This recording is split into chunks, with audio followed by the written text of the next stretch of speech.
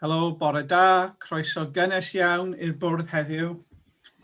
Welcome everybody. We're on Zoom as per usual, and you're very welcome. I've received one apology for absence, and that is from Tina Donnelly.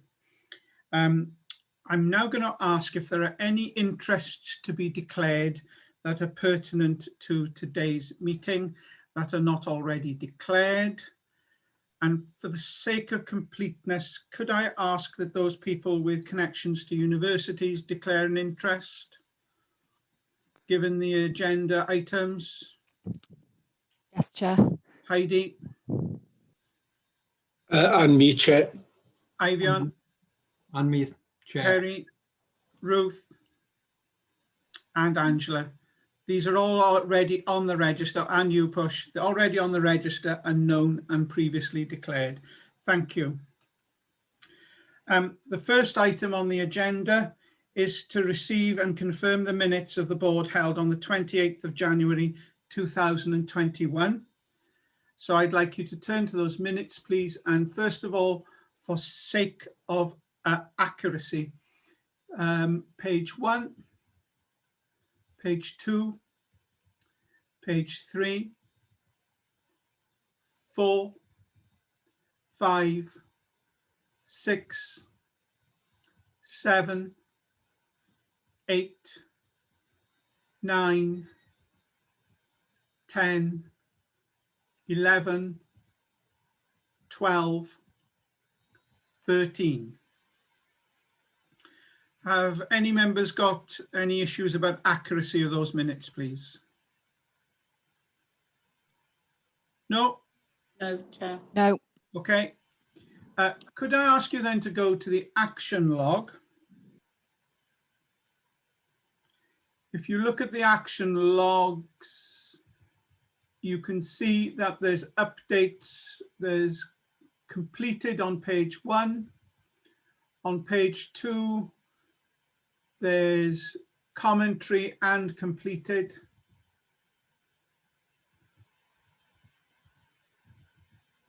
Does anybody have any issues about the action log? Ivian? Just to update colleagues on the last item on page 2, where you can see the non-NHS invoices.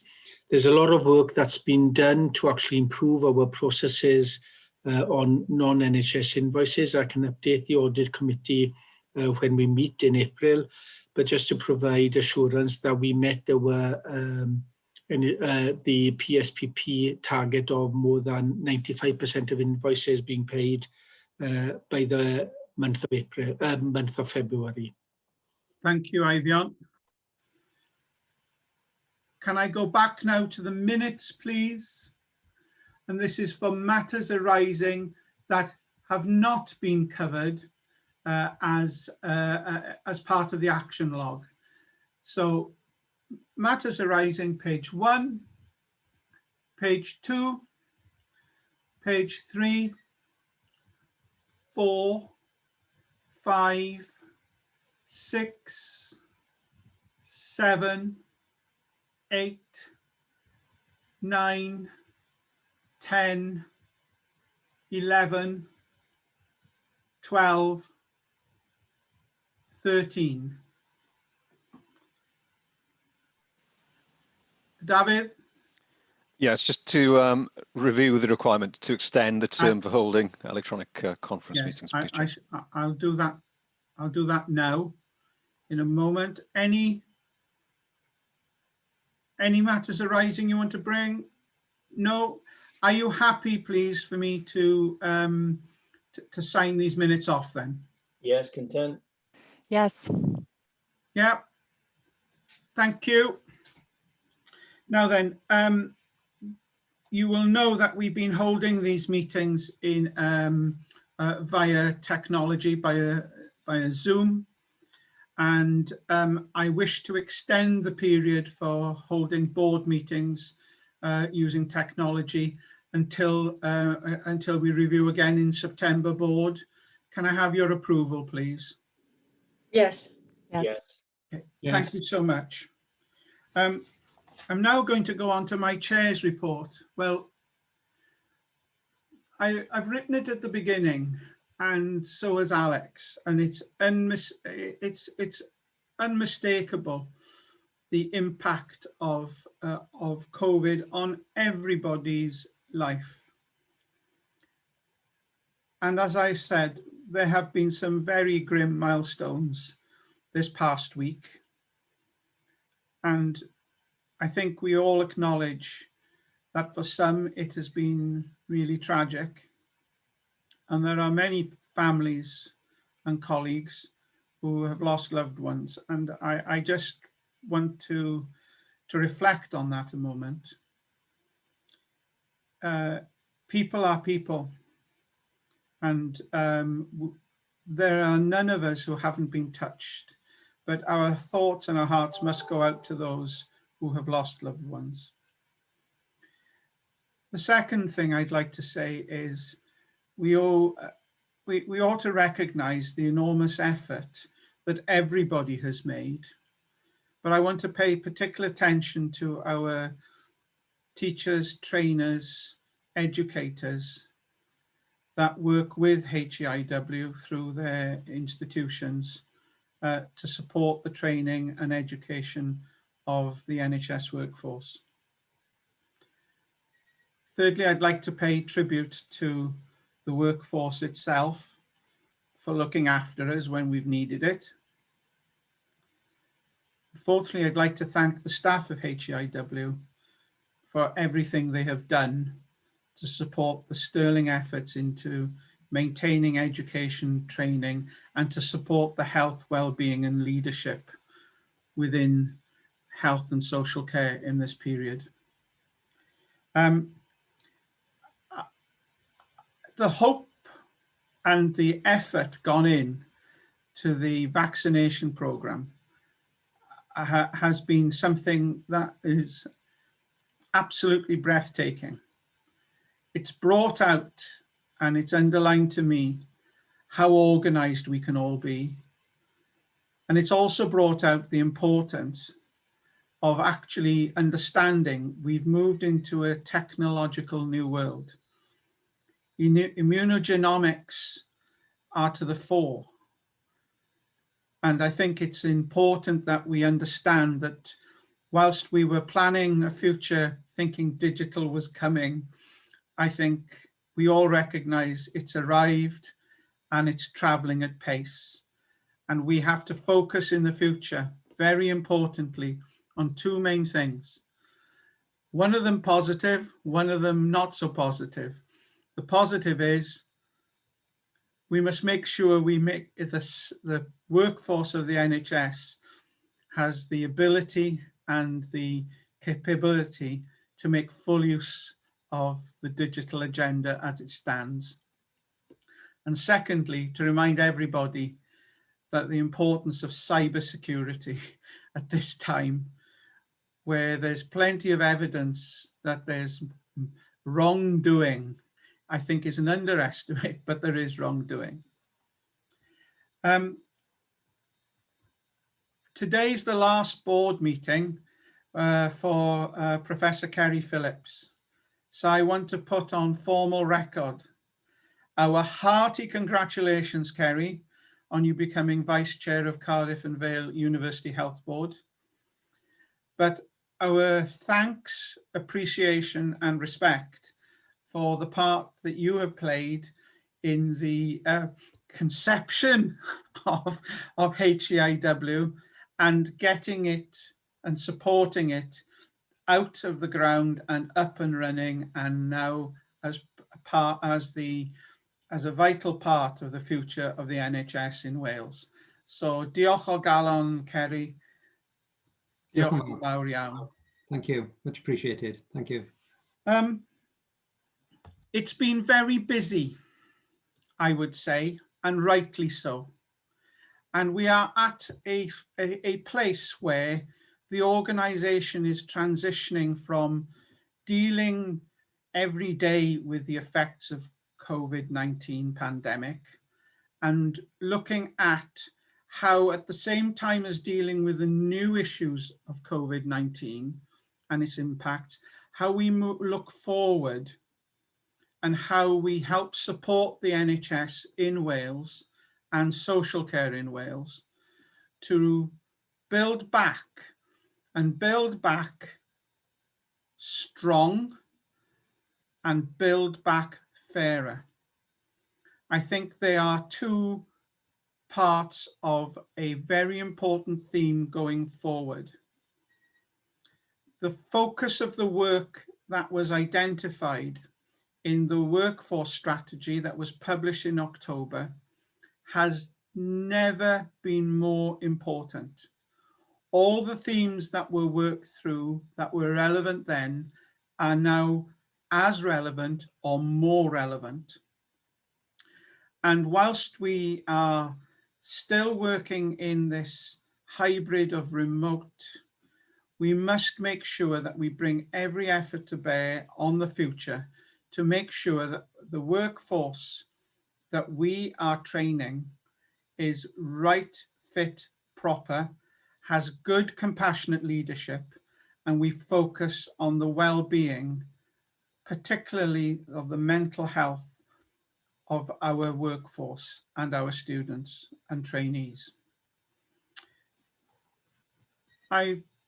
It's struck me that John, as my vice chair, and I have managed to take the important themes that our organisation works through into the environment of the All Wales chairs and the All Wales vice chairs. We have also been taking the issues outside of Wales and working with colleagues across the NHS through the NHS Confederation Reset.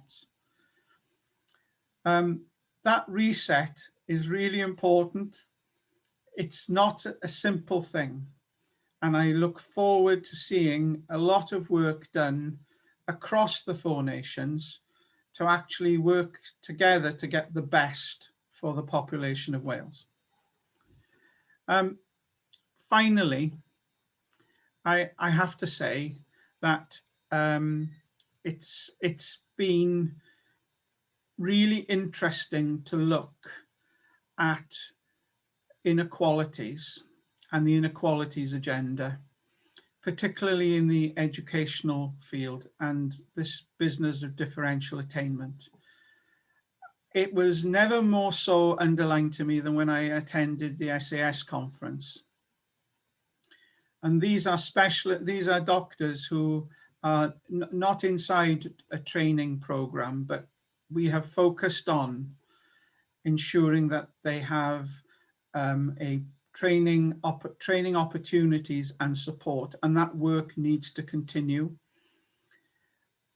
It's really important to recognize that they have worked really hard during this COVID pandemic, and many of them on the front line. And it was a really great opportunity to listen to their accounts. So I congratulate the organization for actually supporting that conference, and I look forward to supporting those issues going forward.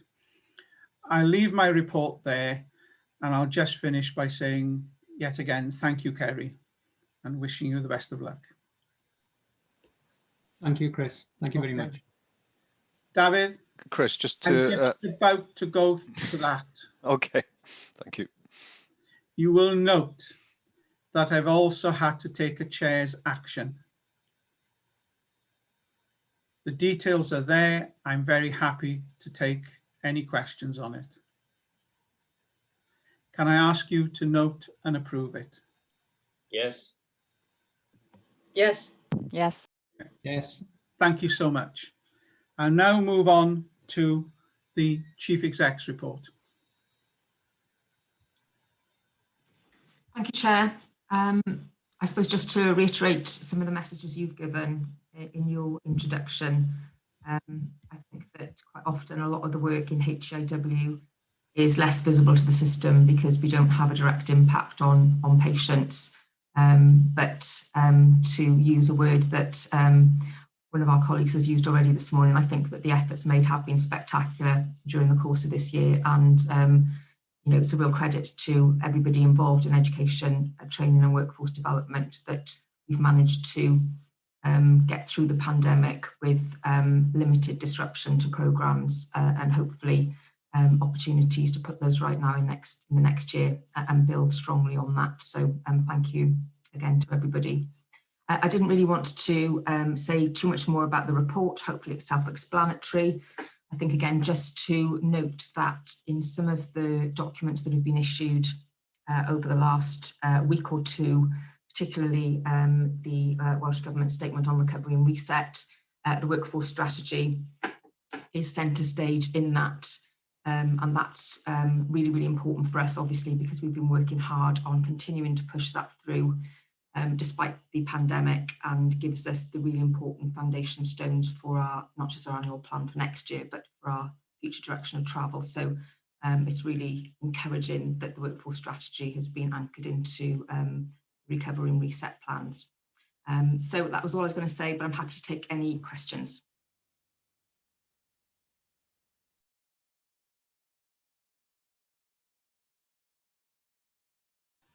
Are there any questions or comments, please, for the Chief Exec's regarding the Chief Exec's report? No. No. No. Okay, thank you. Can I move then, please, to the annual plan, the final draft of the annual plan. Nicola, are you presenting this? Yes, Chair. Can I say before you start, thank you. Thank you.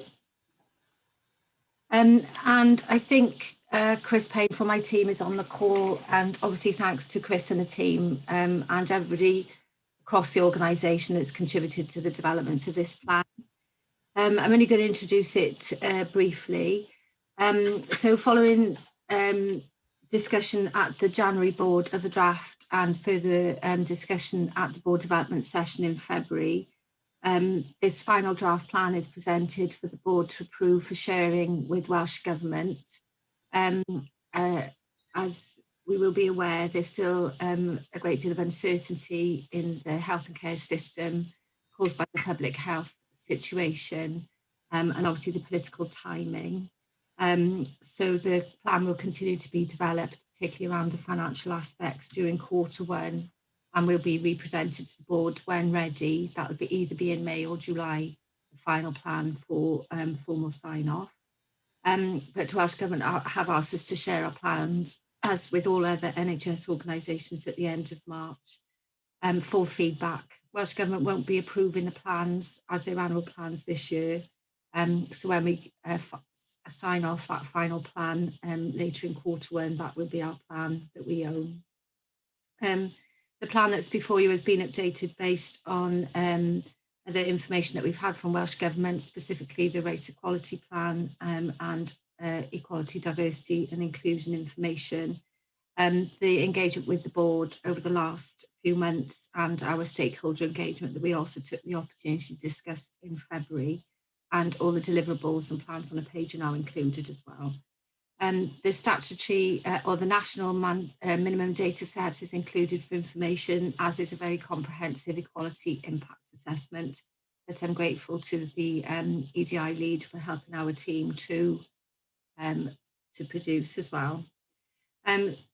During Q1 we will review it, as I've said, but also because of the continuing uncertainty through the year, we will continue to review the plan on a quarterly basis to make sure that we're prioritising the right things in the context of the ongoing response and recovery agenda. So, as I say, the plan is presented to the board for approval for sharing with Welsh Government today as a final draft. Thank you, Chair.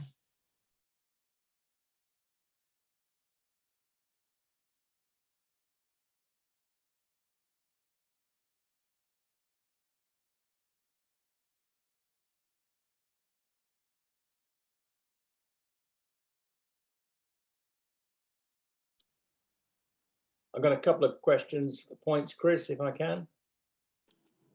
Yes, please. Jill first. Sorry, couldn't didn't see unmute. Jill's hand. I found I was stuck. I couldn't unmute. I'm sorry. So, Jill? Okay, thanks, Chair. I apologise. I've lost the hand at the moment, so this is my only way of doing it. I'll find it again in a minute. I just wanted to say thank you as well, because I think this is a really, really excellent plan. There's a huge amount of work that's gone into it. And I know I'm probably the fiercest critic of planning, but this is, it read really, really well. It's just a couple of things. I love the table with the strategic aims, the key deliverables, the milestones, all the rest of it. So I found myself searching for it and then came to it, and it was really, really helpful. But I just wondered whether we ought to be extending that into outcomes and quantities a little bit.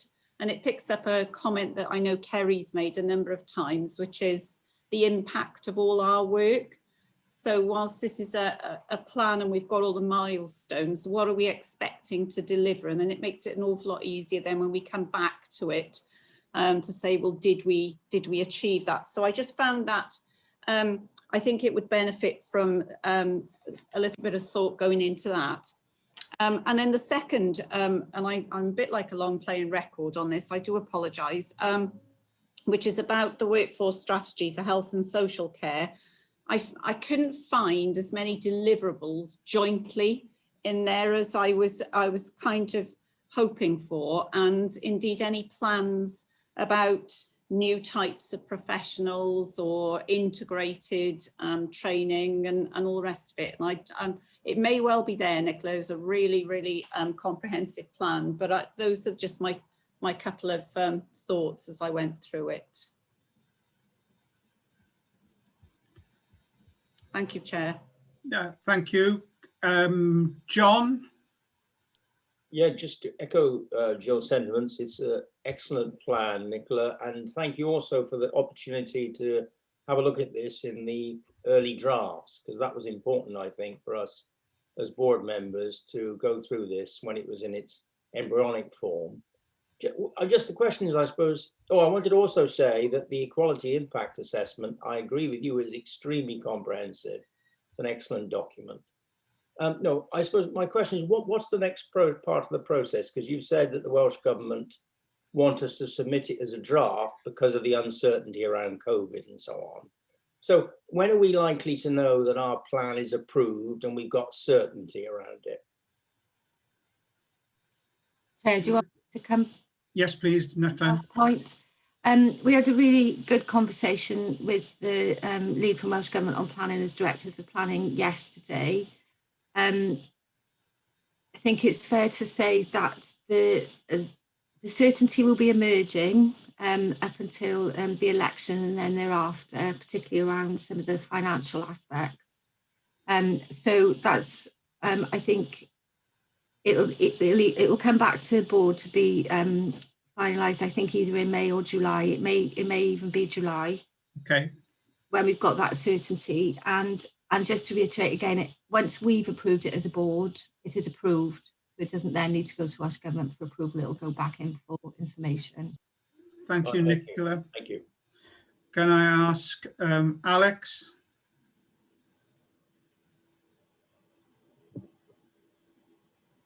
Alex? Apologies, I do think there are a couple of other people before me, but just, I suppose, going back to Jill's point about the Social Care Wales linkages, and I think there's a bit of a mismatch sometimes in our planning processes and the timescales that we develop our plans. So Julie's been working with the counterpart in Social Care Wales to develop a joint document actually that sets out for the next year what that kind of work programme looks like, both in terms of individual contributions to the workforce strategy, but also those joint deliverables that you've highlighted, Jill, and that will be almost like an appendix to the annual plan to reinforce that work. But it's sometimes our planning cycle's a little bit earlier. But we had a really good meeting between chairs, chief execs and leads for the workforce strategy to discuss some of that. Ruth? Only just I just thought that given where we are with all the uncertainty, I thought this document was brilliant.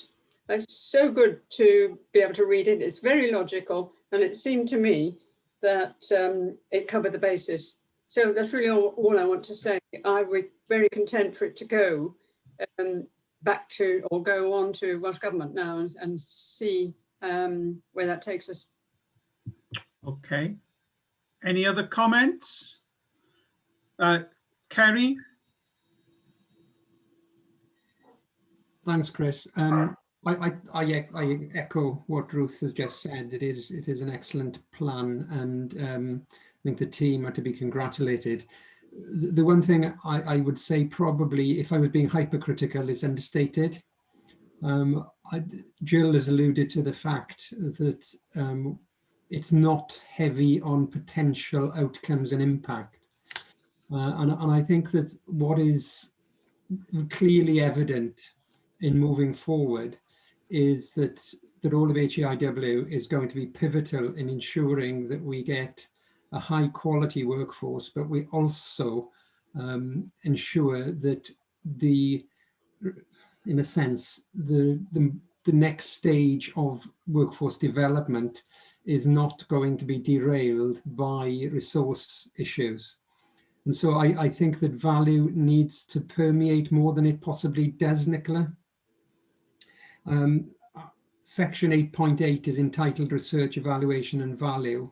The only time value is mentioned is in the subtitle rather than making more of it. It's certainly implicit, but I do think that you can make considerable gain by incorporating a paragraph as to what you're doing in relation to the expenditure that will be incurred, but what that is going to generate, not just in financial terms, but in the development of a high quality workforce and the contribution to a healthier Wales and getting the health status of the Welsh population enhanced.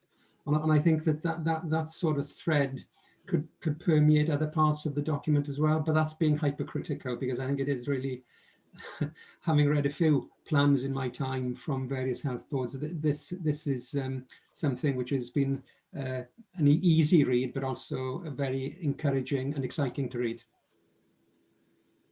Okay, thank you, Kerry. Have I got anybody else wanting to make any comments or ask any detail? I think the bit about impact is well made, and I think it would make it a really very strong argument for investing in this plan, and I think it would bring the realism of what this organisation can do and is doing to share with other bodies. I don't know what you think, Alex.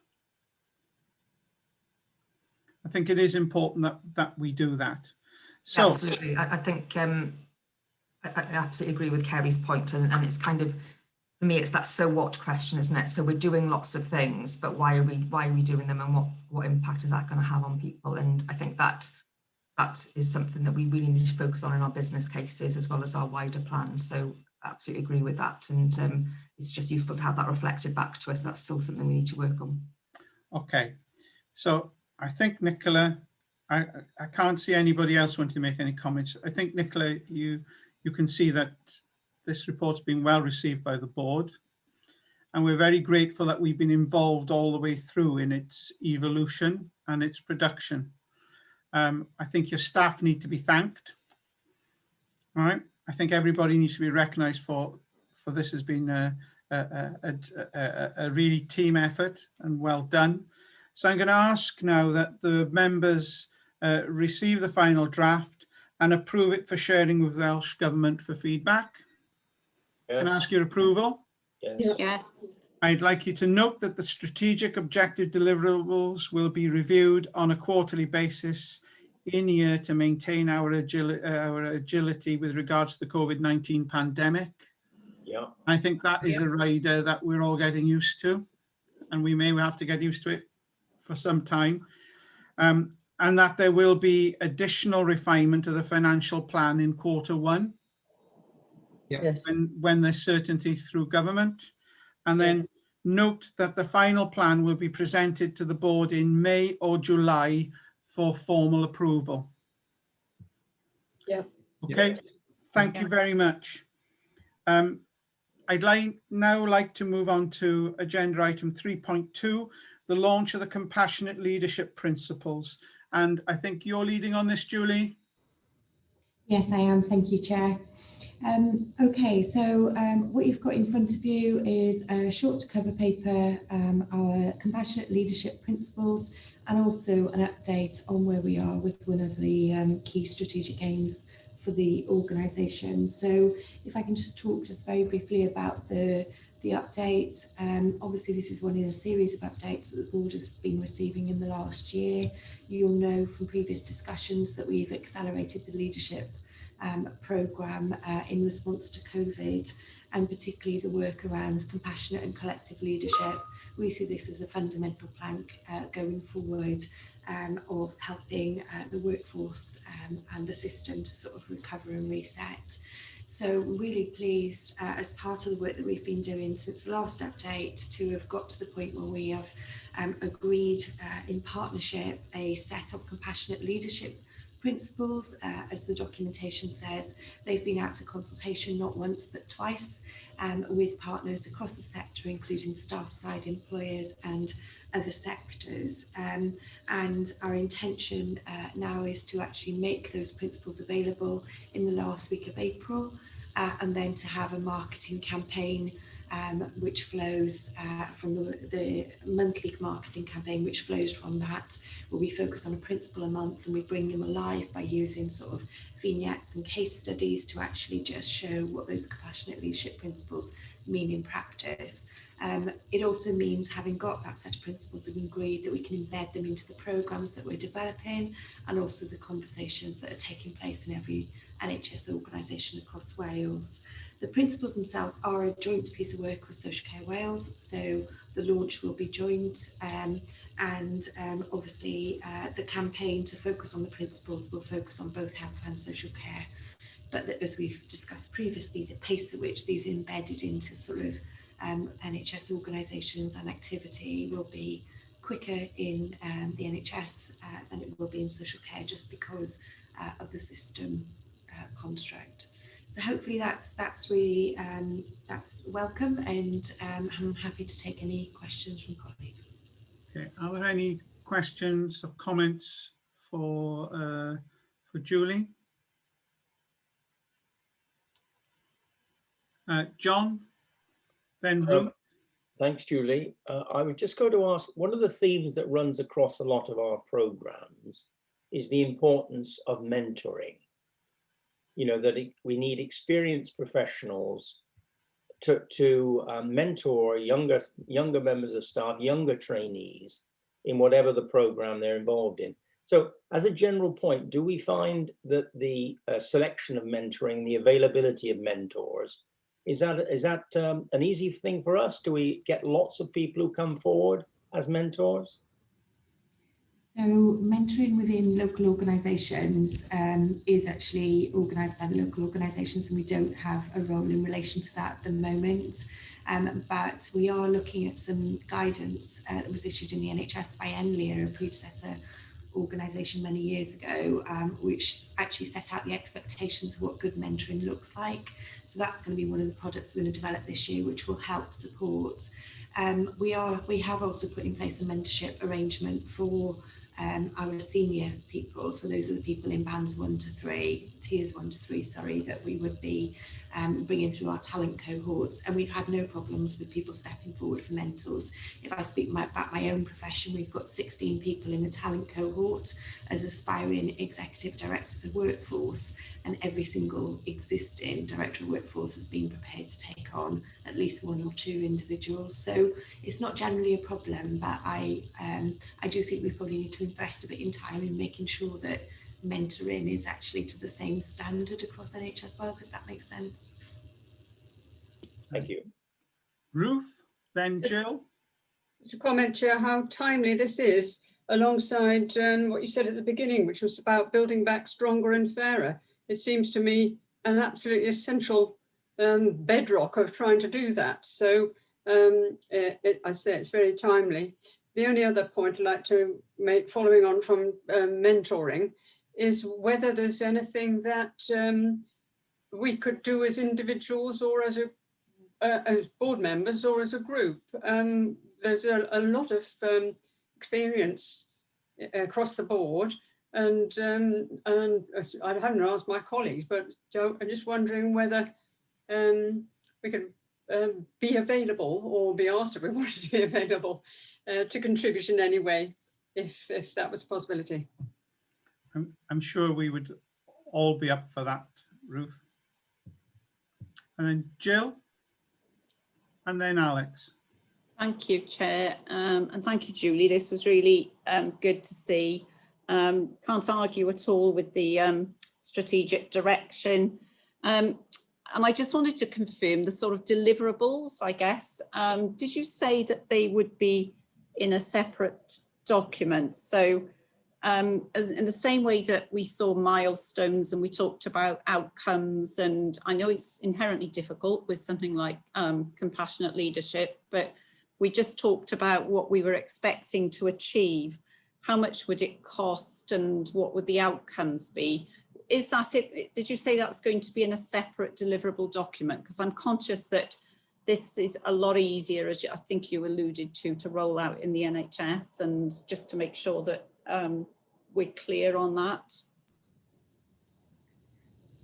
Chairman, are you happy for me to come in? Yes, please. Thank you. Yeah, thank you, Jill. So obviously we've got, in the current year, we've got a whole section of our IMTP that was set out the deliverables in the NHS around the compassionate leadership work that we're doing. So that is quite a chunk. And in the annual plan that we've just agreed to send to government, that again has a continuation of that work. So we've been really clear about the programme and the progress associated with this. So this is just one element of the programme. This is the principles that help guide that work. So yeah, there are milestones, there are project plans in place for each of those areas. If we talk then about the sort of the jointness with Social Care Wales, what we've got is a joint approach on compassionate and collective leadership with some joint products, some of which were in our 6-month winter protection plan. And one of the key products was developing these principles together. But the deliverables that sit underneath are reflected in our annual plan for the NHS and are reflected in Social Care Wales's business plan or their operational plan. So they are slightly different because we need to go at slightly different paces, but the glue that holds them together are things like the methodology and the principles. I think when we were talking about the workforce strategy, obviously it's a 10-year document, we've got sort of milestones, and we talked previously around the leadership agenda, with it being sort of for the first 3 years we would continue in parallel, and then as we move towards the second set of 3 years we would actually do more things conjoined, with a view then to having actually one system across around the leadership agenda. But the basic building blocks like this set of principles are across health and social care. Thank you, Julie. Alex, and then Kerry. Yeah, I think just to make the point that I think it will be important to capture the outcomes of the leadership work in terms of some performance measures. And although they may be indirect, it might be around staff engagement, staff surveys, sickness absence, turnover. There are a range of different things that I think take the temperature on leadership, environment and culture. And I think we will be pushing to make sure that those are seen as a more important part of the performance framework going forward. And also to look at whether there are other better measures as well, because it is really important. And we all know from Michael West's work how he is able to make that link between, actually quality and safety for patients, some of the measures around staff engagement and experience, and the impact of compassionate leadership. So we do need to strengthen, I think, that performance approach to it. Thanks, Alex. Kerry? I think Alex has written my speech, so I'm not going to repeat it. So. Okay, right. So I think there's been some useful comments. Are there any further comments to be made? This is the time for compassionate leadership. what I would say. I think we've seen some amazing examples of people leading with compassion. I think it has to become bred in the bone for the future leaders of the NHS and social care. And I think everybody needs to realise that they are leaders in some way, and being compassionate and showing understanding and due care for one another is really important. I think COVID has exposed that to the nth. So thank you, Julie. We're asked to note the progress made to date on this very important set of principles. So can I ask you all to note, board to note, please? Yes. Thank you very much. Now, we're going to move to agenda item 3.3. And this is the strategic review of health professional education. And I'll remind everybody that we restated the declarations of interest at the front of the meeting, and particularly those of us who have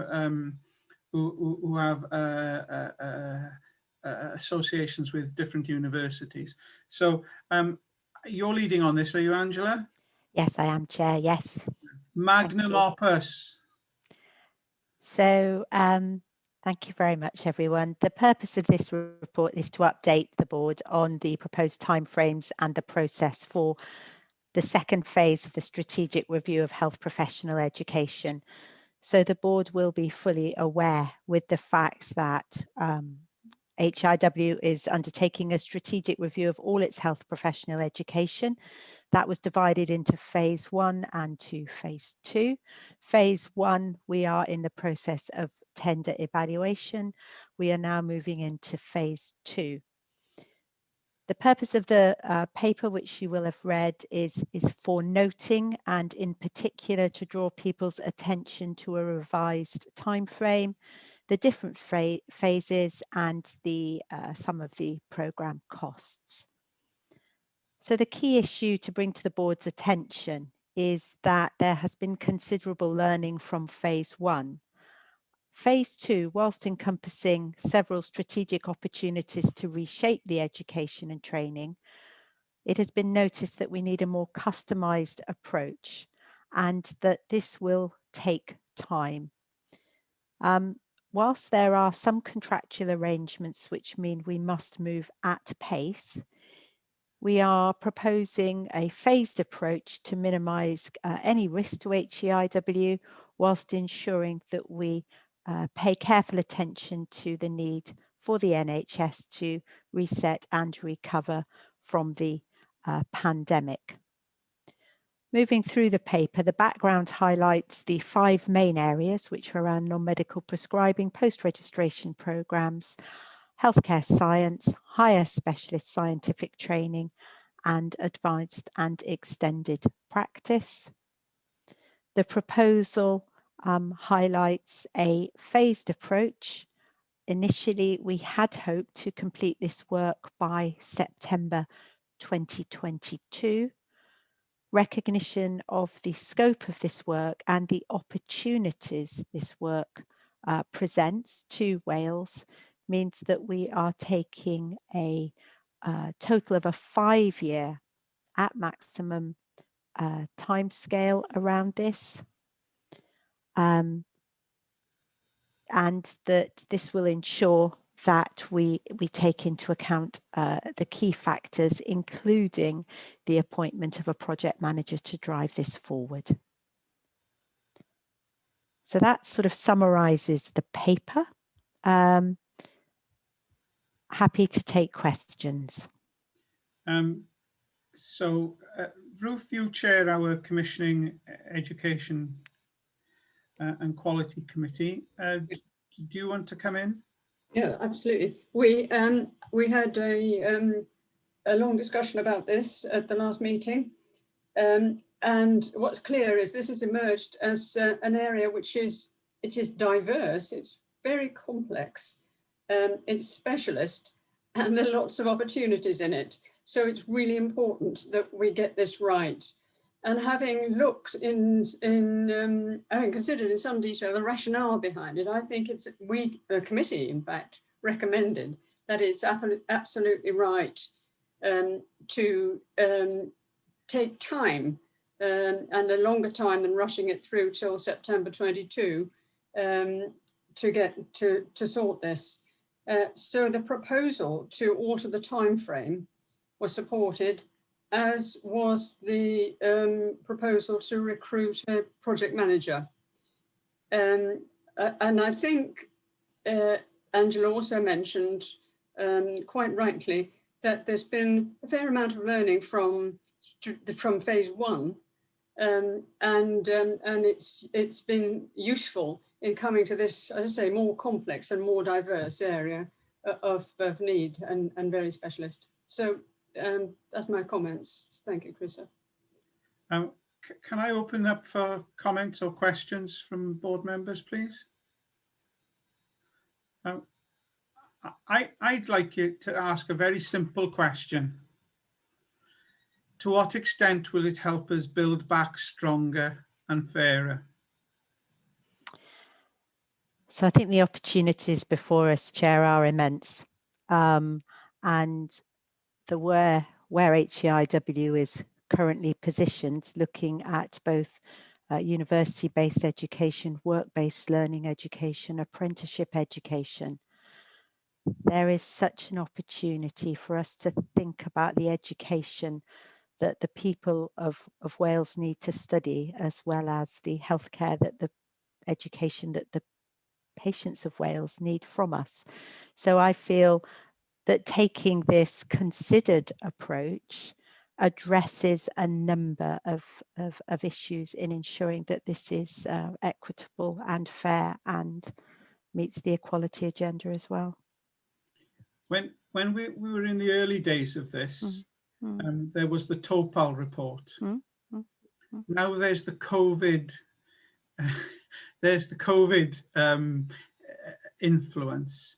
So to what extent are we able to motorize on the COVID and TOPAL effect?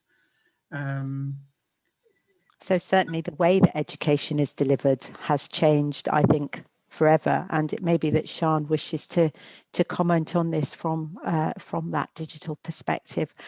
But it would be fair to say that perhaps to date, there's been a fairly traditional approach to the education that comes within the remit of phase two, and the opportunities that we now have are tremendous, both in content and mode of delivery. May I bring Sian in, yes, Chair? Yeah, to add to that, Angela, I agree. It's around the content and the delivery, and I think there is real opportunity, because we've seen in practice and the way that not just education, but the way that care is delivered has really started to transform and accelerate during this period. And this is the opportunity to take that forward and continue with that platform that's been created through the COVID experience. But I think that will require a lot of engagement, both from an education perspective, but also the support of the workforce to continue to work in that way, and the infrastructure and the skill then to enable that to become the norm, because we probably are some way off that, and there's lots of work to happen in that space to make that a reality. And it links back to the plan that we did talk about earlier about understanding and defining what digital skills mean for our workforce, and that is a key piece of work that we are going to take. Of course, the other important thing is the issues around the language skills, particularly the Welsh language. Does this give us more opportunity? Without a doubt. Sorry, I'm just checking I'm not on mute. Without a doubt, and that really goes back to the reason that this is not a piece of work that should be rushed. This is a piece of work that needs to be undertaken in a proportionate but considered way to ensure that we end up producing education for health professionals that meets the needs of the people of Wales, but also meets these really important don't know, areas that perhaps have not to date been given the profile that they need, simply because this review is needed. Simply because this review is needed, Chair. Thank you. Any other comments? Oh, Push, then Ruth. Thank you, Chair. Just to follow on from what Sean and Angela have said, the fairer way of delivering training is, of course, by having digital inclusion criteria as well, to make sure that we've got the facilities available for nearly, well, as many as possible of our future students to access training via digital means. Not everybody has that, and I know that Sean is working alongside the departments in Swansea University, where Hamish Lang chairs one of the boards, trying to address this. So I think it's really important part of an important piece of this work.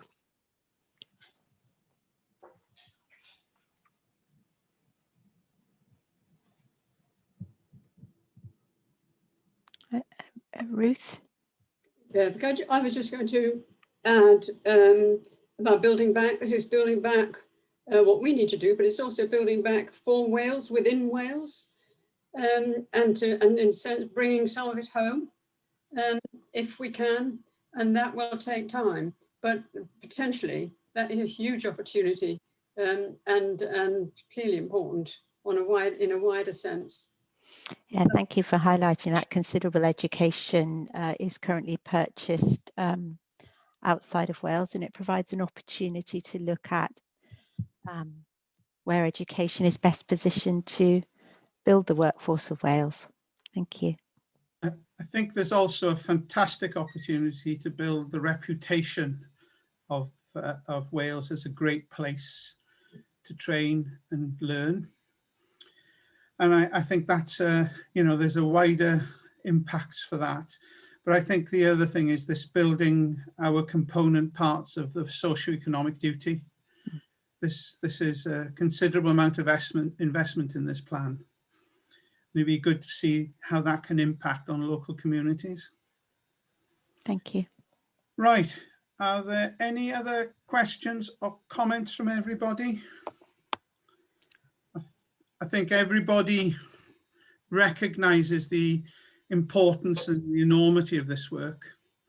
And I think, as I said in my chair's report, this is a fundamental building block of the HEIW offer, and has to be seen to be done properly. So we're asked to note the revised 5-year time frame.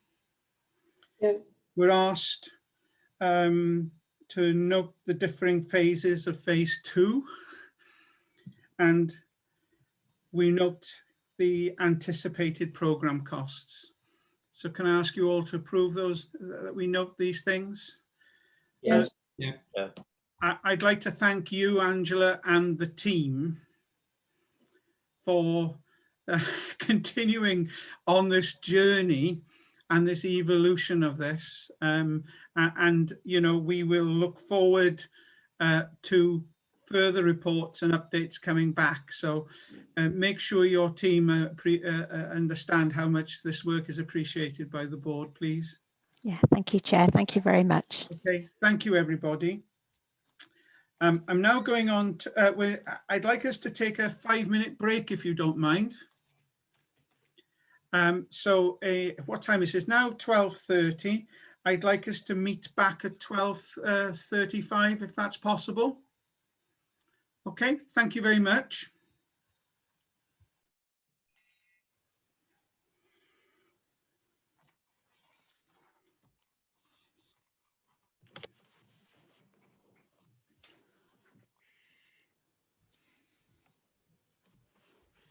There you are, Eifion. Ti'n barod? Ydw, ti'n barod. Right. Hang on a second. Can I just check? We're all here? Yes, we're quorate.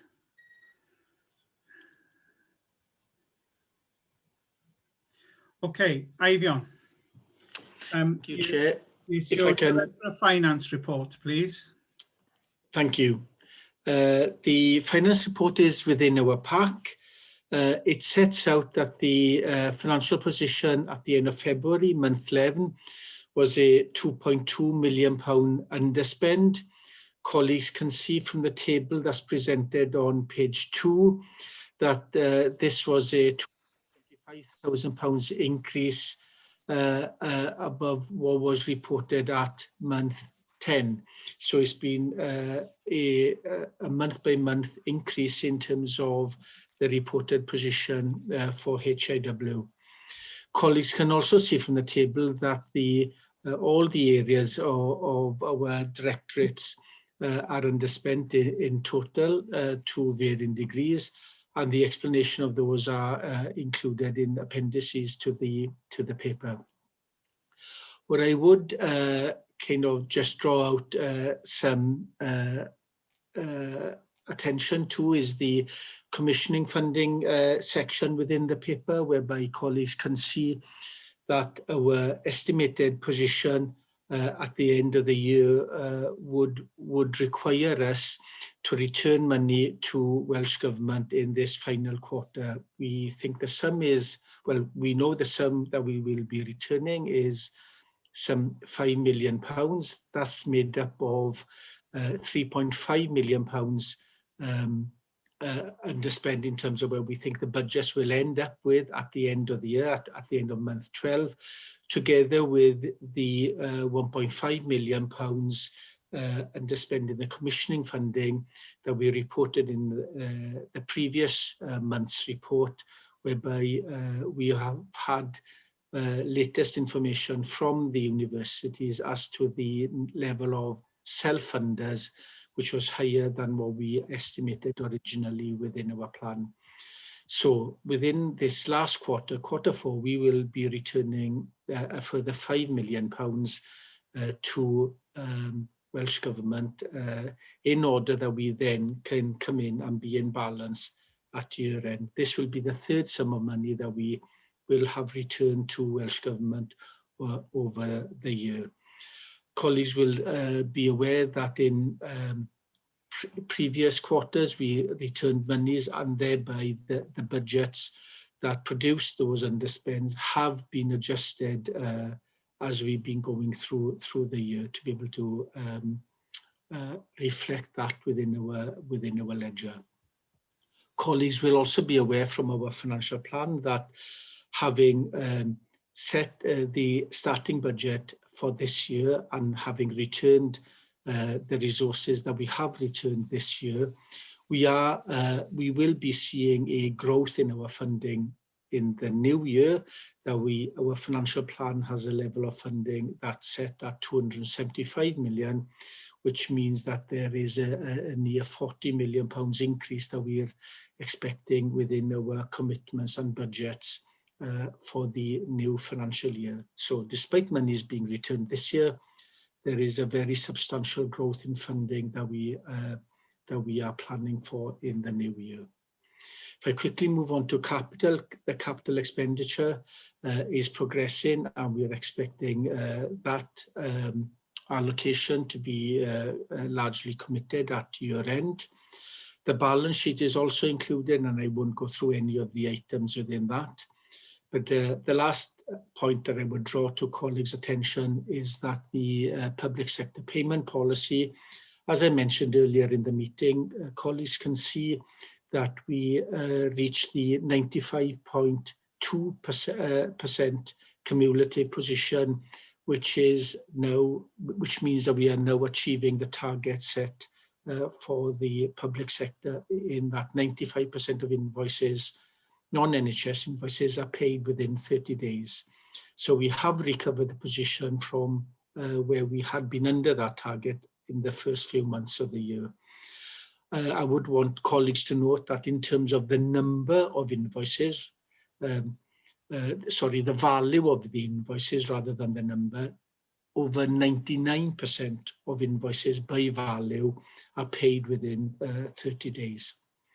And with that, Chair, I would finish the summary presentation and be available for questions or any comments that colleagues would want.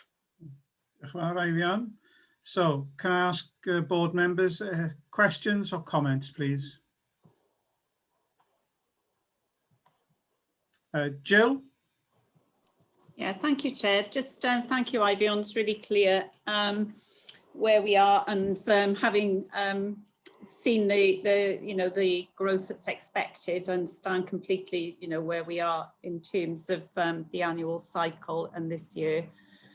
One of the things that I think would improve perhaps the reader's understanding on this is perhaps a little bit more linkages between the underspends and the posts. In a couple of places, they look as though they don't correlate as much as they could. So I just wondered if we could perhaps work on that, so that so I understand that with underspends then it's quite difficult. But if we could get a bit more clarity perhaps about what exactly it relates to, that would be really helpful. Yes, okay. We can work for that in future reports. Maybe why they look a bit out of step in the current situation is because we have returned monies to Welsh Government during the year. Then the budgets, the individual budget, financial budgets have been reduced to enable us to actually gather the money to reduce the underspend and gather the money to actually give back to Welsh Government. We haven't adjusted the whole-time equivalent position or the underspend. So there is a mismatch in terms of the variance reported on a whole-time equivalent position as compared to the financial budgets. Okay, thank you, Ivion. How we adjust that in future years. Yeah. Sounds complicated, Ivion. John? Thank you. Thanks, Ivion, for a very comprehensive report. I'm not sure if you mentioned it, but this is about capital. You say in the section that we're not likely to spend everything this year. And I just wondered, is there a danger that, and we don't have a big capital allocation, do we? But is there a danger that Welsh Government may decide to reduce that next year if we don't spend it all? I haven't had that indication. At this moment, I don't know what the variance would be. We spent the whole allocation last year.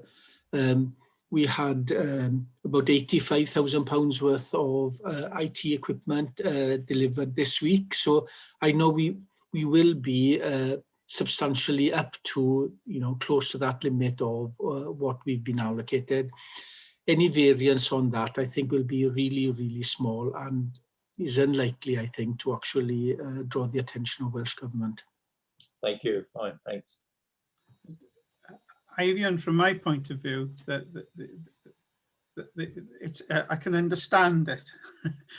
Can understand what the report, and so that's a plus.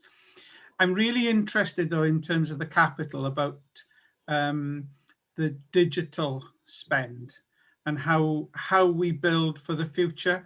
Given that we were a new organisation and we had the benefit of IT investment, but it strikes me that conferences, ways of working have been digitally enabled, and I really think we're looking at all sorts of different sorts of capital now, whereas capital to me was about buildings perhaps, and we're looking in a different infrastructure. So I'd be very keen to have some reflection as to how that infrastructure is reflected in how we go for capital in the future. Okay. HEIW did some amazing decisions right at the beginning in how it established itself in making everybody so digitally capable and supported in terms of the equipment that were made available to every member of staff, so that when the pandemic landed and everybody had to work remotely, everybody was in a position to be able to do that, and actually because they had their own equipment. The capital expenditure that we've incurred last year and this year has been largely spent on the digital infrastructure, in terms of the IT infrastructure that we have, and that is likely to actually continue well into the future. We will be undertaking a very early review with colleagues in the new financial year to actually see what the requirement is in 21-22 to actually enable us to actually move forward. And should there be a need for any greater capital allocation above what we normally receive, then there will be opportunities during the year to actually make a bid to the Welsh Government for that. Okay. Did you want to come in, Sian? Yeah, I've working through that sort of capital requirement and the tech refresh programme, but in conjunction with that, the way that digital services are increasingly provided is actually a revenue model, because a lot of the function that we were actually going to purchase are cloud-based services and platforms, and they actually become revenue models, which is quite a significant change for the provision of IT and digital services, and something that we will need to work with finance as that's quite a different approach to, I think, how digital services have been provided in the NHS, particularly over the last 20 years. So we're entering into a new model, but we are doing that work on the tech refresh for specifically capital. But as we align our plans and our digital sort of roadmap, we will definitely work closely with finance to make sure that the revenue and the capital model is aligned. So I read that digital investment is part of enabling access, wider access and equity. But okay, thank you. So if there are no more questions for Eifionn's report, I'm asking the board to note the financial position reported for HEIW at month 11.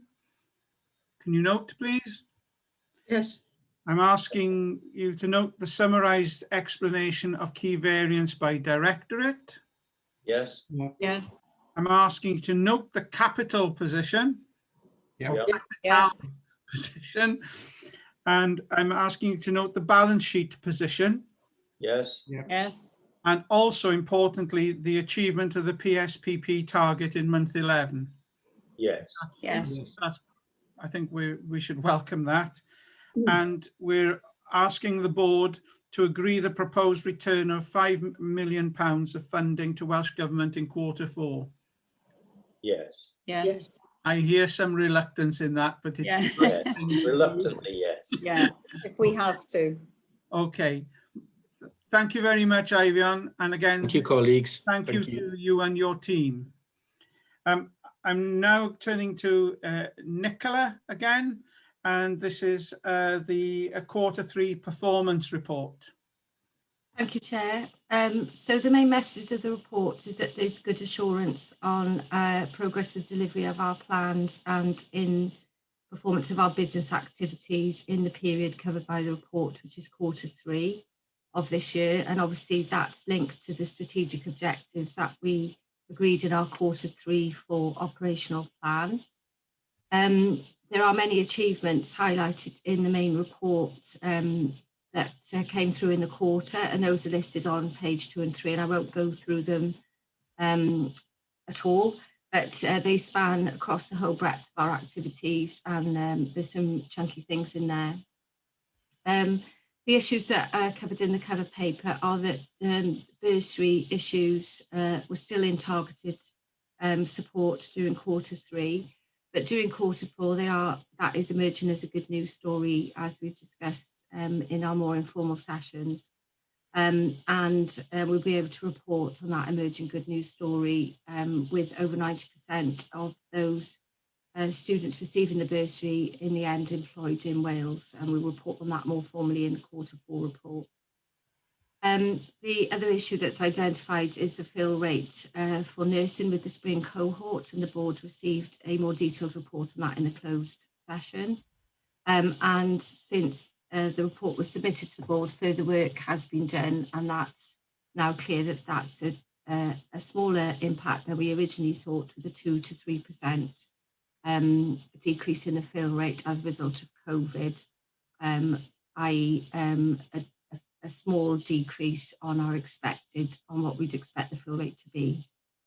The other issue which has been reported for, I think, last quarter and this quarter is the number of trainees that have been supported through the PSU for health-related reasons. And that remains under close review, and the executive team agreed to invest in the PSU to support that further support that's required. In addition, in terms of the our performance framework, several audit recommendations from 2020 have now been met, and we're making good progress there.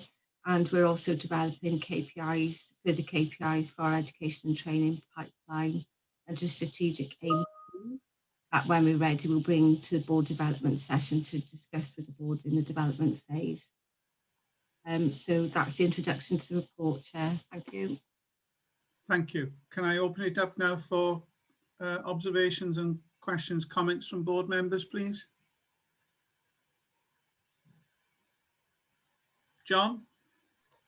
Thanks, Nicola. Yeah, I think it's a really comprehensive overview of the performance in the quarter, and there's some really excellent achievements. I agree entirely with your analysis. The things I picked up the point about the professional support unit and the fact that so many that there's an increase in the ill health of some trainees, and I'm glad that we've got that under close review. I also picked up under our own key indicators, our workforce indicators like statutory compliance and PADR. We have been making progress, but there's a bit of a stop there, I think, in some areas. So we just need to keep a close eye on some of those internal performance indicators to make sure we continue to move towards the target. But overall, I think it's an excellent report. Any other comments, please? Can't see any hands. Am I missing anybody? No. There's a lot in this report. It takes a lot to go through it, but I think the messages are very clear. I think the report it has matured and is maturing. So I think we should say thank you to you and your team. And I'm sure it'll continue to mature. So I'm asking the board to note the performance report and its appendices. Can I ask you to note? Yes. Yeah. Thank you very much. Very pleased to see the next item, our annual equality report 1920. Julie. Thanks, Chairman. Yeah, so obviously as a statutory body, we have got certain obligations that we're required to meet. This is one of those obligations. We are required to publish by the end of this financial year a report looking back over 2019-20. It is our first ever full annual equality report, and I'd like to just thank the team, and particularly Emma, for actually pulling this report together. It is a kind of a year out of date, and I know that the board will be aware of the activity that we've been doing through 2020, so it's just the nature of the reporting cycles. But nevertheless, even though this was our first full year, I do think that the report shows a real commitment to equality and diversity, and actually a broad range of activity that was undertaken during that first full 12 months of operation. So I would ask the board to approve this for publication, and we would intend to actually publish this on our internet before the end of March. Thank you. Thanks, Julie. We've certainly got some enthusiastic and engaged people involved in this within the organisation, and all credit to them. I think they've given it a lot of energy, quite rightly so. Even though we've ended up in lockdown now, working remotely, I think in some ways this has brought people quite close together. So, I think we should say thank you to the team again. But can I open it up to comments or questions from board members, please? I can't see any hands. Oh, Ruth. Ruth, you're on mute. sorry, only to really echo what you've just said. Given this is our first report, it seemed to me very comprehensive and really clear and very, in a way, very encouraging. We've been kept up to speed all through the development work that's gone on, and it's been very significant. And I think it's really nice to see this sort of summation of it now. Of course, this is a milestone on a journey, and we'll be continuing. And it'll be really good to see the next one. But just well done and thank you. Thank you, Ruth. Okay, any other comments, questions? Okay, so we're asked to approve the publication of HEIW's Annual Equality Report 1920 and the Yes. appendix. Yes. Can I ask your approval? Yes. Thank you very much. A rhywbeth arall nawr sy'n bwysig iawn, Welsh Language Scheme Consultation Feedback. Dafydd. Iawn, diolch Cadeirydd. Mi fyddai'n cyflwyno'r papur yn y Gymraeg. Dwi'n gobeithio bod y broses cyfieithu yn gweithio. Felly mae'r papur yma ynglyn â AaGIC ar iaith Gymraeg yn cynnwys tair prif elfen. Yn gyntaf mae'n edrych ar y cynllun iaith a chanlyniad yr ymgynghoriad cyhoeddus. Yn ail, mae'n edrych ar y diweddariad ar y 10 prif flaenoriaeth sydd ganddo ni o dan ein polisi iaith presennol. Ac yn drydydd, da ni'n edrych ar y gwaith ehangach da ni'n ei wneud gyda'r iaith Gymraeg o ran darparu gwasanaeth. O droi at yr elfen gyntaf, sef y cynllun iaith a'r ymgynghoriad cyhoeddus, mi ddoth yr ymgynghoriad i ben yn mis Ionawr. Mi oedd o oherwydd y pandemig ac yn unol â caniatâd y Comisiynydd Iaith yn ymgynghoriad rhithiol dros gyfnod o 2 wythnos ar 10. Cysylltwyd a cyfanswm o 84 o sefydliadau allanol a rhanwyd wybodaeth am cynllun iaith ar y we a gyda staff. Ac i ni dderbyn nifer cymharol fechan o ymatebion, roedd pob ymateb yn gadarnhaol ac yn positif dros ben. Efallai bod dim syndod i hynny gan bod y polisi wedi cael ei sylfaenu ar y safonau iaith. Felly, ar diwedd yr adroddiad yma, mi fyddwn ni'n gofyn i'r bwrdd i gymeradwyo'r cynllun fel ein bod ni'n gallu gyflwyno fo i'r Comisiynydd. O ran y 10 blaenoriaeth o dan ein polisi iaith presennol, dwi'n credu bod o'n 10 dweud yn bod ni'n gallu adrodd cynnydd sylweddol ar draws bob maes gweitha'r ffaith yn bod ni wedi gorfod symud i weithio yn bennaf o gartref, sydd wrth gwrs efo heriau arbennig. Dwi'n credu bod un ystadegyn yn yr adroddiad uwchlaw popeth arall efallai yn adlewyrchu'r ffaith bod y polisi iaith wedi cael ei gyflwyno yn llwyddiannus a bod ymwybyddiaeth o'r polisi iaith gan ein staff yn uchel. A'r ystadegyn hynny ydy'r ystadegau o gwmpas y nifer o eiriau da ni'n ei gyfieithu bob blwyddyn. Yn y blwyddyn 2019 i 20, fe gyfieithwyd tua 80,000 o eiriau y mis, sef tua 1 miliwn eiriau y flwyddyn. Mae hynny bellach wedi cynyddu i tua 350,000 o eiriau y mis, sydd rwan yn golygu bod ni'n cyfieithu dros 4 miliwn o eiriau y flwyddyn. Felly mae hynny yn adlewyrchu'n effeithiol dros ben y cynnydd yn y defnydd o'r iaith Gymraeg a'r ffaith bod y polisi yn gwneud gwahaniaeth.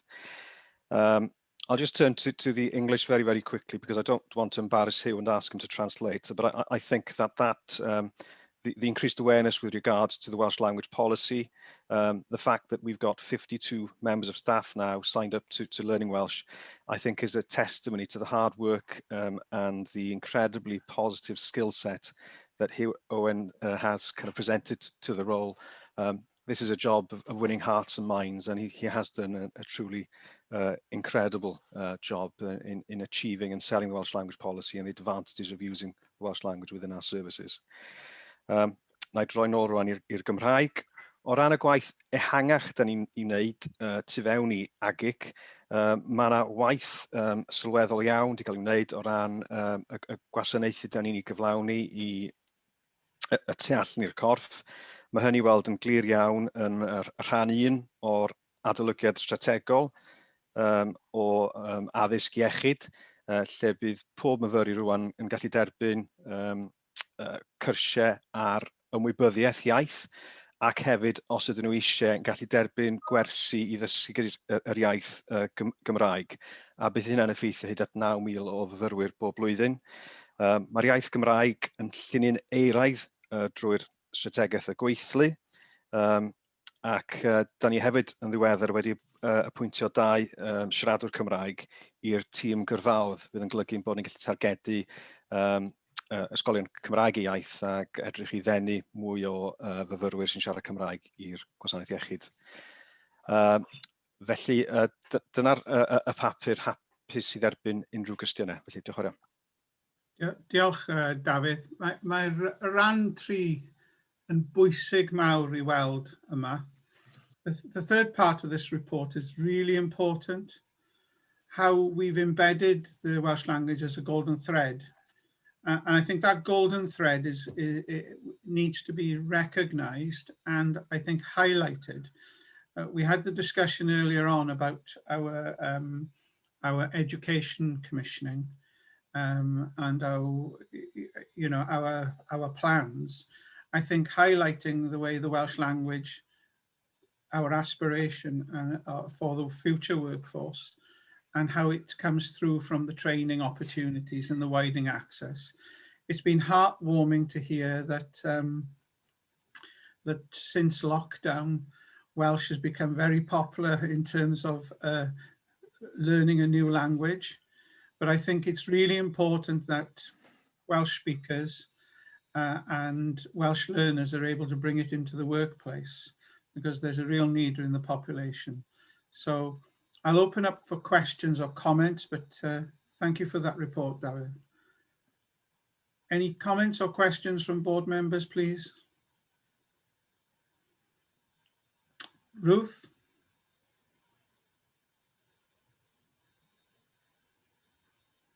You're still, there you are. Diolch. Dwi'n meddwl fod o'n gyffrous iawn. Or gyffrous, yeah. Yep. It's very exciting. And I think it's a really good way that we can demonstrate leadership. And so I very much welcome what's in the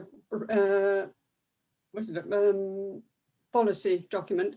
And I think we should continue and send it in, and I'm very happy with it. So, sorry, I'm going to try and say that in Welsh, but I bottled out after the Cymraeg. The Gymraeg yn ardderchog, the Welsh was excellent at the beginning. Ruth, ti efo ffrindiau nawr, gallu dweud unrhyw peth? Wel, dwi eisiau dod diolch am y help I fi a phobl arall I ddysgu. Diolch yn fawr, Ruth. Kerry? Dwi'n cofio cyfarfod pryd oedd, fi credu oedd yn Mary Hughes, Commissioner Cymraeg, yn dod I cwrdd ni fel bwrdd. Pryd o'n I yn, beth yw'r un lle, yn Caerdydd, ond... Hen Lyfgell. Hen Lyfgell. Ond o'n I gallu cofio bod perthynas rhwng y Comisiwn a'r AaGIC yn dechrau fyna. A dwi'n just eisiau weid I Dafydd I Hyw a bobl I gyd, llongyfarchiadau, am y ffordd hi wedi gyrru y polisi yn Cymraeg, ac hefyd sicrhau bod Cymraeg yn eitha pwysig yn y awdurdod. O'n I darllen beth oedd Alex yn weid, oedd hi'n eisiau AaGIC bod awdurdod dwyieithog. Fi'n credu mae yn awdurdod dwyieithog, ddim mynd I fod awdurdod dwyieithog. Fi'n credu ni wedi cyrraedd y ffordd mae pethau wedi tyfu, a fi'n credu, fel oedd Ruth weid, eitha cyffroes, ond mae example go iawn am gwasanaeth iechyd yng Nghymru, beth ni gallu wneud os ni ganolbwyntio ar y pethau. So diolch yn fawr iawn. Diolch am y gairiau hynny, Kerry. Sian? Diolch. Mae'n adroddiad i'w camol, a just I ddweud, dwi wedi defnyddio Cymraeg yn tra bod yn gweithio fan hyn yn fwy nag erioed trwy gadael fy ngyrfa, a felly mae hwnna yw'r canmol am y gwaith mae'r tîm wedi wneud. Diolch, Sian. Well, the proof of the pudding's in the eating. So hopefully in the future, people won't come into the organisation, join our organisation, either being surprised at how easy it is, how enjoyable it is to learn Welsh and use Welsh, but they'll feel it in all the Welsh NHS organisations that there are people who want to and will use the Welsh language in their everyday work. So that's the proof of the pudding. And of course, when you're training in an education body, it takes a long time to get there. So here we go. I'm asking board members, please, to approve the Welsh language scheme for submission to the Welsh Language Commissioner. Yes. Yes. And I'm asking you to note the report in respect of the top 10 priorities for the Welsh language policy, together with the broader progress made by HEIW. Yes. And I want to add another one, please. I want to express our thanks to everyone involved in the organisation in promoting the use of the Welsh language and in encouraging all of us to speak Welsh and to learn Welsh, and for the welcoming, kind way that is done. So thank you very much. And now move on to the exciting corporate risk register. Dafydd. Diolch yn fawr, Cadeirydd. Mae'n anffodus allai ddim wneud os yna'n fwy cyffroes mewn unrhyw iaith, ond na dryngorau. Felly ar hyn o bryd mae 9 risg ar y gofrestr, mae 1 yn goch a 8 yn oren neu amber. Mae'r risg coch yn ymwneud gyda diogelwch y seibr. Mae hwn yn parhau'n goch ac yn wir mae hwn yn cael ei asesu fel risg coch ar lefel cenedlaethol. Gweithio'r ffaith bod y risg yn parhau i gael ei ystyried yn goch, mae yna waith sylweddol yn cael ei ymgymeryd gan y tîm digidol o gwmpas y seibr, ac yn wir mae'r cynllun gwaith yn mynd rhagddi ac mae'r sefyllfa yn gwella. A dwi'n credu mai o ran hynny, mae modd i'r bwrdd cymryd sicrwydd o adroddiad diweddar gan yr archwilydd mewnol sydd wedi asesu bod yna sicrwydd rhesymol i gael yn y maes yma. Felly, dyna prif elfen i'w bwysleisio. Ers i'r bwrdd ystyried yr adroddiad yma ar y cofrestr risg y tro diwetha, sef nôl ym mis Medi, mae 3 risg wedi cael ei ychwanegu i'r cofrestr. Yn gyntaf rhif risg 17, sef diffyg diddordeb gan darparwyr addysg yn gwahoddiad denro ar gyfer yr adolygiad strategol addysg. Rhif 18, sef methu a chau yr indemniad neu'r indemnity i myfyrwyr sydd yn cael ei rhoi ar lleoliadau y tu allan i'r gwasanaeth iechyd. Ac yn drydydd, rhif risg 19, sef parhau gomisiynu addysg ôl gofrestr ac ôl raddedig gyda sefydliadau addysg uwch heb gontract.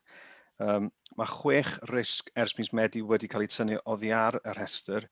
4 o'r rhain yn ymwneud yn uniongyrchol efo Covid, sydd efallai yn adlewyrchu sut mae bygythiad Covid wedi esblygu dros y 6 mis diwetha. Felly dwi'n gofyn i'r bwrdd, os gwelwch dda, nodi'r adroddiad ar cofrestr risg corfforedig. Okay. Diolch, Dafydd. So can I ask if there are any comments or questions to be made with regard to the corporate risk register? I have, Jill? Yeah, thank you. Sorry, you only came in at the last minute, Chair, sorry.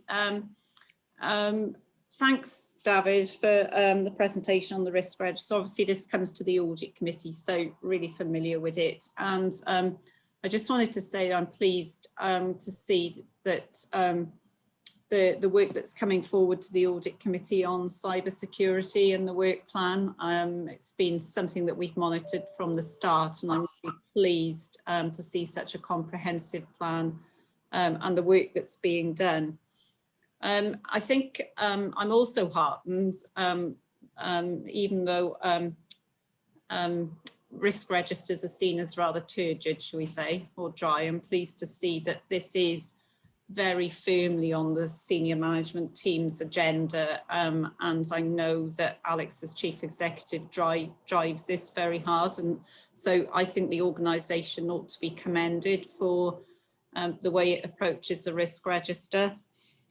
Just one thing that I've raised, I think, previously is just to when the next iteration comes around, just to make sure that we're focusing entirely on the what would happen, the so what question of these risks. So what it's about what would happen if they came to fruition, not just identification. So just if you could think about how that's built in a little bit further. I know it's something we've discussed, but I'm really heartened to see the work that's been done. So thank you. Thank you. John? Oh, I was just going to ask a question about risk 19, Chris, the new one about commissioning without a contract, but I think I'll probably bring that up at the audit committee because it's probably a more detailed question. So I'll pass on that for now. Thank you, John. One of the things that I think is important for people who may be looking at our board papers is the little word if in the first in the columns, risk description and executive owner, right? If is such a big word in there, but owner's only got 2 letters. I'd hate someone to read it superficially and think that these risks are actually materialized, right? I think the word if is really important to emphasize. I was at a public service leaders conference the other day, and Sian, this is probably heading your direction, and the importance of cyber security, you know, nationally, within organizations nationally, and of course, internationally, cybersecurity at a time when we're all so dependent on IT is a massive issue. So, you know, I think rightly it's there in our corporate risk register where it stands, and, you know, it's difficult to see. It's such a moving and intensely active field at the moment. There are players in it who will attack. So I don't know. Have we had much in cyber attack in the last few months? Sian? Us personally as an organisation, yes. Internationally, I think there is an increase in pressure. There's some high-profile cases that have happened internationally. The SolarWinds and the Microsoft cases are quite notorious in that arena, and the Welsh Language Commission also has suffered an attack. So it is. There are those that are closer to home and more real as well. I think moving forward, it's good to see that Welsh Government are now taking forward the network and information security regulations, and from April are establishing a body within the new SHA to govern and ensure good governance, and we are taking an active role in participating in that. Thank you, Sian. Thank you. Any other comments or questions?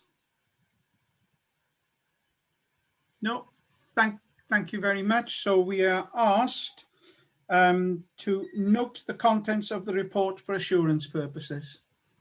Yes. We note. Thank you very much. We now move on to agenda item 4.6 to receive key issue report from the Education Commissioning and Quality Committee held on the 9th of February. Ruth? Yeah, thank you, Chair. Well, 9th of February seems a long time ago now. However, we received at that time an update on the COVID implications for education and training, which we've talked about and touched on earlier, what's been achieved both in response to COVID and also in the context of COVID, the business as usual.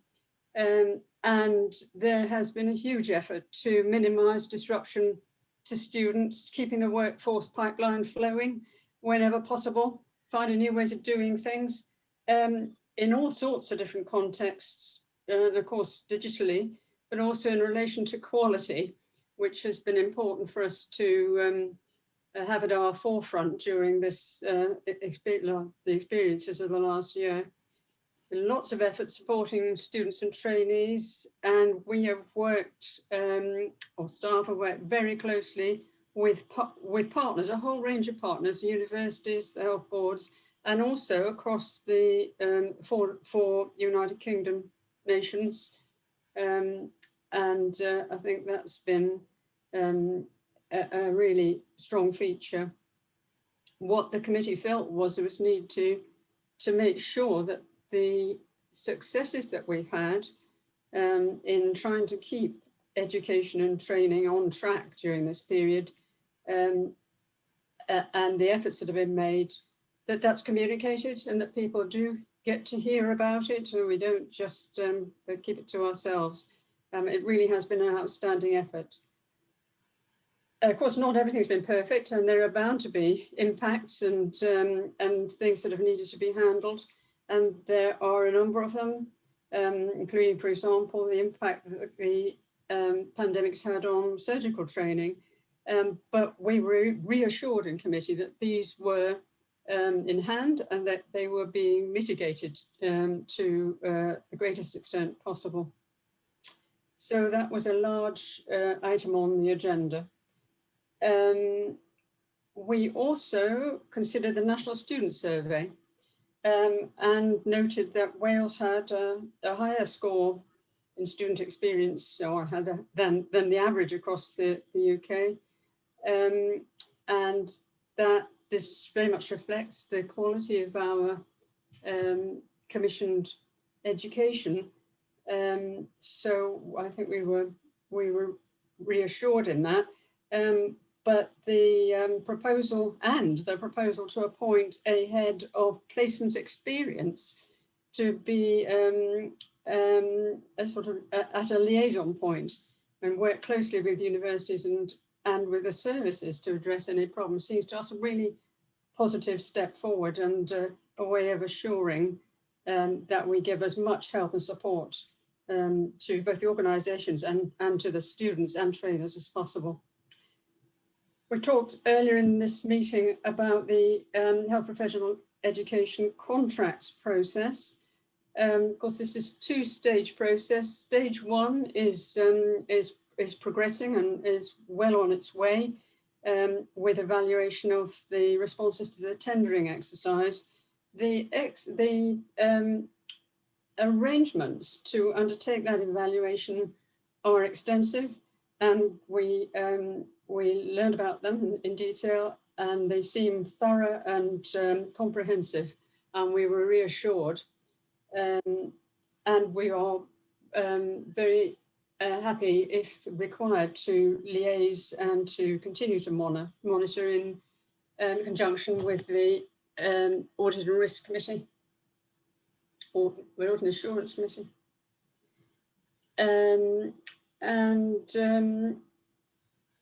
And stage two of that process is something that we have touched on earlier. I won't talk about that in detail, other than to say that we will continue to monitor the developments in that context as they emerge.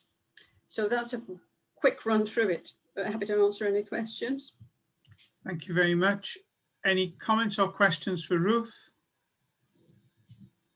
No, I think you're on a free run there, Ruth. That's good.